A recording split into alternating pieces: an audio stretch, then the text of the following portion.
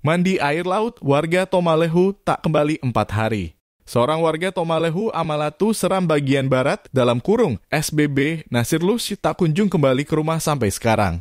Pantauan tribunambon.com hingga pukul 16.00 waktu Indonesia Timur, tim dari Basarnas masih mengupayakan pencarian di sepanjang pesisir dan menyelam laut Tomalehu dan Hualoi.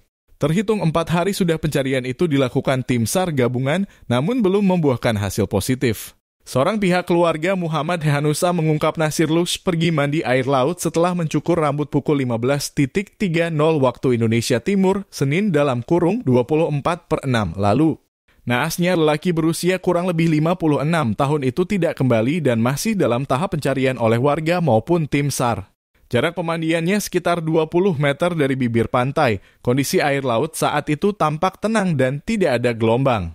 Diberitakan sebelumnya, kecelakaan laut juga menimpa kapal kayu yang diduga tenggelam di perairan Desa Kasieh, Kecamatan Taniwel. Kapal itu berisikan 5 orang, 1 orang ditemukan mengapung dan telah meninggal dunia, sedangkan 4 lainnya masih dalam pencarian.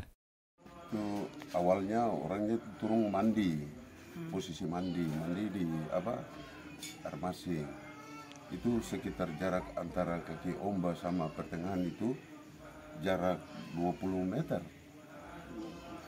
20 meter dari keringan bibir pantai. dari bibir pantai 20 meter.